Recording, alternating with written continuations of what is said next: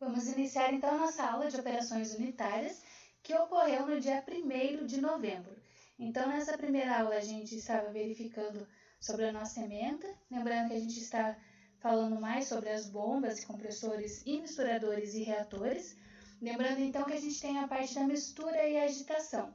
Eles visam homogeneizar a mistura, então quando você for ver o material, apenas ver uma fase, deixar com que todos os constituintes estejam realmente bem misturados entre eles, e para esses tipos de operação a gente pode estar usando os vasos com agitador.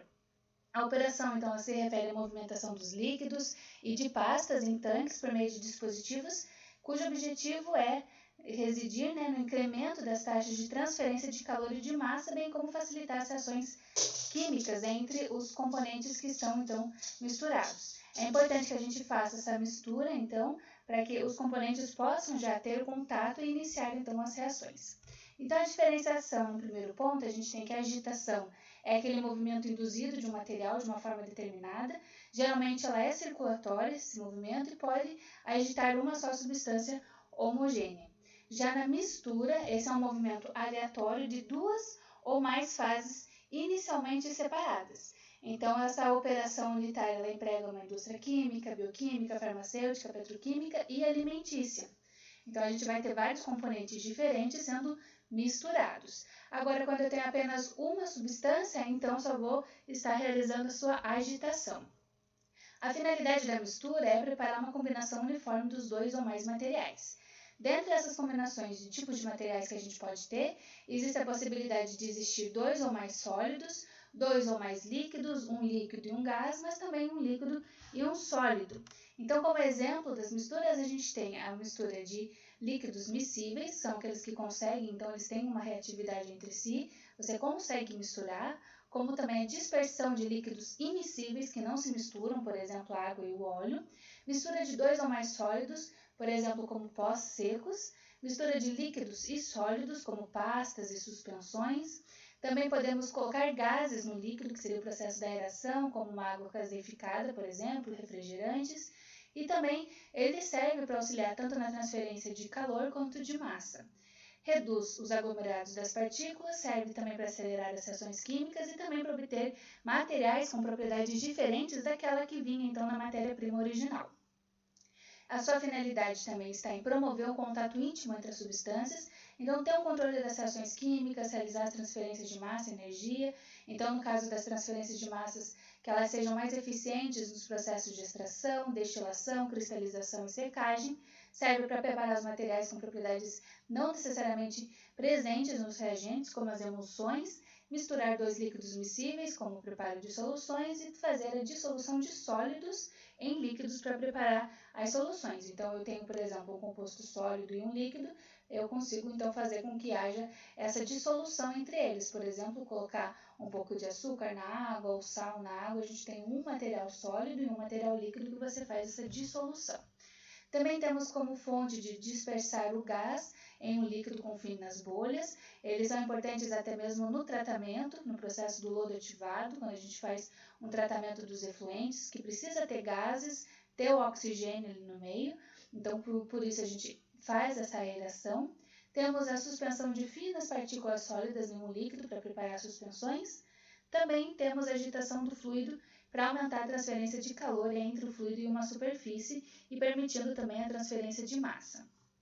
Uma mistura, então, ela vai estar consistindo de duas ou de mais fases, e exceto para quando a gente faz a mistura de sólidos, uma mistura consiste de um líquido que vai estar envolvido nessas partículas dos sólidos. As partículas que são envolvidas podem ter dimensões coloidais ou podem ser relativamente grossas, e o líquido que envolve a mistura é chamado de fase contínua, enquanto as partículas envolvidas são chamadas de fase dispersa.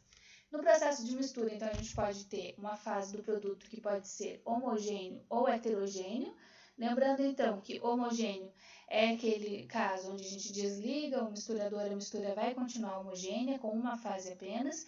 E o heterogêneo é se você desligar o misturador, ela já se separa entre si. Então, naqueles líquidos immiscíveis, por exemplo, da água e óleo, se você parar essa atividade do misturador, aí sim, então já acontece a situação dessas duas substâncias se separarem e ficar, então, bifásico. A seleção do tipo de equipamento para fazer a mistura depende de vários fatores. Que fatores seriam esses? A viscosidade, então que vai falar a sua resistência do escoamento. Um óleo é muito mais viscoso do que uma água, por exemplo, ele vai demorar mais para se dispersar. Depende também da miscibilidade, que seria a mistura de líquidos miscíveis e uma mistura de líquidos immiscíveis, por exemplo, uma emulsificação. Então, depende se eu consigo ou não fazer essa mistura entre eles. E também outro aspecto importante é relacionado à densidade, que é para verificar as densidades dos líquidos. Os equipamentos selecionados devem ser considerados, então, com relação à viscosidade, entre esses outros pontos, e a energia para a propulsão necessária dos processos precisam de impulsores, correntes de ar ou jatos de líquidos. Os equipamentos podem ser agrupados em três, como os misturadores, que são impulsores para líquidos, os misturadores para pastas e sólidos plásticos e os misturadores para os pós secos. Então, nesse equipamento, a gente vai ter uma circulação do líquido e vai ter também um processo de turbulência, que são fatores importantes para a gente verificar. Os tipos de misturadores podem ser assim, em formato de pá, o tipo âncora, temos espiral ou helicoidal, temos também a de turbina. O tipo de fluxo vai depender então, do tipo de impulsor, das características do fluido, do tamanho e proporções do tanque e existência de placas defletoras. É claro que se você verificar casos de fluxos de óleos em comparação a líquidos aquosos, por exemplo, a gente sabe que o óleo vai demorar um pouco mais, o seu fluxo vai ser mais lento. Temos aqui o exemplo de misturadores do tipo de turbina, como radial, longitudinal ou tangencial, e alguns agitadores de turbinas típicos, são os fluxos que vão fazer as correntes oriundas. A gente tem o fluxo tangencial, que contribui pouco para a mistura, e o tangencial provoca também a formação de vórtices ou redemoinhos, e os vórtices são os problemas, porque eles são produzidos pela ação centrífuga que age no líquido em rotação devido ao componente tangencial da velocidade. Geralmente eles acontecem quando tem líquidos de baixa viscosidade. Os problemas com relação ao vórtice é porque ele faz com que a mistura fique ruim. Forma camadas, solubiliza gases, forma bolhas, altera a densidade do líquido. Todos esses fatores acabam interferindo na agitação. Então aqui a gente tem um exemplo de um tanque agitado por turbina, estou adicionando um sólido no líquido. E também temos o uso de outros tipos de dispersores, como por exemplo da água e óleo, como a gente comentou, que você vai então misturando, ele faz essa dispersão, porém se pararem as pás de fazer agitação, ela já vai de novo fazer essa separação de água e óleo. Ele é interessante também a gente lembrar dos misturadores dos pós, que são secos, eles empregam então o princípio da elevação e a queda das partículas, então eles vão fazendo esses movimentos. Temos os misturadores tipo vasilhas e os rotativos. Também os misturadores de cintas. Então, a gente tem aqui a parte como são realizadas as misturas também dos produtos que são mais viscosos. Os tipos, então, de misturadores para os pós secos ou aquelas pastas que possuem uma viscosidade muito grande, a gente precisa ter uma ação direta no material, né, em que não criam corrente de fluxo ou misturam a distâncias como fazem os impulsadores. Então, nesse caso, o agitador movimenta-se através da massa do material ou o material é trazido ao agitador. Então, a gente tem aqui misturadores de eixo vertical, central e eixo orbital, misturadores cônicos, ou parafusos, e, por fim, os misturadores para as pastas de grande viscosidade, que seriam os misturadores planetários, que inclusive algumas donas de casa já têm para fazer bolo, tudo. Eles têm um tipo de mistura desse que é interessante, até para fazer mistura de pão, por exemplo, que são esses misturadores planetários. Depois a gente foi até o laboratório, vimos o teste sobre o jar teste, ele é importante porque o aparelho ele é um equipamento utilizado para fazer a floculação e também é usado bastante nas estações de tratamento da água, quando a gente visa tornar essa água potável, retirar os sólidos que então estavam tanto os suspensos quanto os dissolvidos no meio, facilitando a sua purificação. Então aqui a gente tem a foto dessa dispersão, depois fazendo já então a inserção do floculante, já começa-se a fazer os flocos, então no primeiro momento a gente adiciona os coagulantes para desestabilizar as partículas, suas cargas. Depois que desestabilizou, coloca o floculante, ele vai formar os flocos. Depois espera decantar, a gente já tem uma água bem mais limpa e os sólidos no fundo do recipiente. Então, na estação estação de tratamento de água, ele passa também por esse processo logo no início, faz a mistura, como ela está nesse momento no primeiro, a calha partial, essa mistura faz com que haja coagulação, depois eu coloco então sulfato de alumínio, cal e cloro para fazer os flocos, espero decantar e tenho a água mais limpa. Claro que depois vai passar ainda pelo processo de filtração e também desinfecção, para daí sim chegar até as casas. Dentro dos tratamentos terciários que a gente comentou, que nem sempre nosso tratamento convencional, ele consegue retirar todos os contaminantes emergentes, inclusive a gente tem um material no AVA relacionado a esse tema, a gente tem os outros tipos de tratamentos denominados terciários que podem ser então utilizados para remover esses compostos que têm uma maior dificuldade de você removê-los. Então a gente pode estar utilizando a dissorção em carvão ativado, osmose reversa, eletrodiálise, troca iônica, filtro de areia, oxidação química e também remoção dos nutrientes e patógenos. Agora, com relação à aula 12 também, seguindo nessa mesma linha que é um resumo do que foi visto na sala, a gente fala sobre a mistura e agitação, lembrando que a gente tem um processo químico, vários processos unitários, para isso, para formar um produto químico, pode ter um produto intermediário e depois o produto final. Eles são interessantes, então, que dentro, por exemplo, dos equipamentos que vão ser utilizados, a gente pode fazer com que haja uma elevação da pressão, como bombas e compressores, possa estar realizando aquecimento e resfriamento com trocadores de calor, misturas e separação. Essas várias operações que envolvem as mudanças físicas no material independem do material que está sendo processado. Então, dentro das operações principais, a gente tem mecânica dos fluidos, a transmissão do calor, operação de agitação e de mistura, as operações de separação e as operações de manuseio dos sólidos. A mecânica dos fluidos é o primeiro que normalmente é estudado nesses cursos das operações unitárias. Toda planta industrial é necessário fazer esse transporte dos reagentes e dos produtos. Depois a gente tem a transmissão do calor, então onde vai acontecer as reações químicas. Normalmente elas não acontecem em temperatura ambiente, então ou eu devo estar aquecendo ou resfriando em alguns casos. E temos aqui alguns exemplos então de tanques para fazer essa transferência de calor. Com relação depois ao terceiro ponto, que é a operação de agitação e mistura, lembrar que a agitação é uma substância apenas, que eu apenas vou fazer essa movimentação, e a mistura é quando eu tenho 2 ou mais componentes. Elas também são operações normais nas plantas químicas, servem para homogeneizar a mistura, e são operações importantes nos reatores. Aqui a gente tem alguns reatores que utilizam essa fase. E também, nessa outra figura, são apresentados também outros reatores utilizados no processo onde o reagente, o produto, encontra-se na fase líquida ou gás. Depois a gente tem que as operações de agitação são importantes nos processos químicos, principalmente quando estão envolvidos com reagentes e produtos em fases diferentes.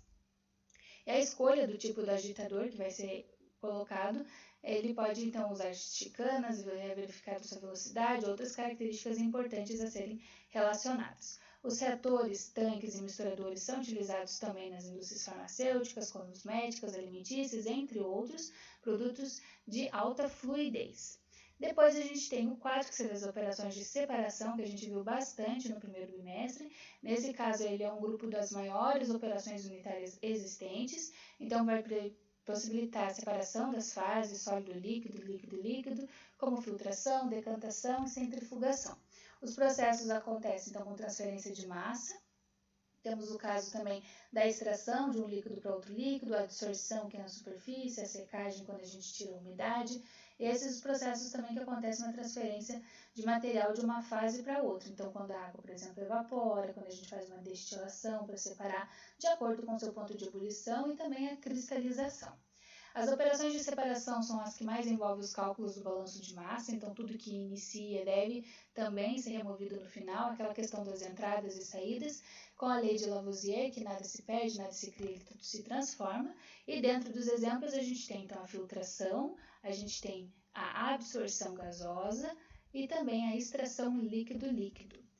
Podemos estar relacionando a adsorção, que seria o caso das separações estarem na superfície, e aqui na tabela temos alguns dos adsorventes que são utilizados, como sílica em gel, peneira molecular, alumina ativada, carvão ativo, entre outros.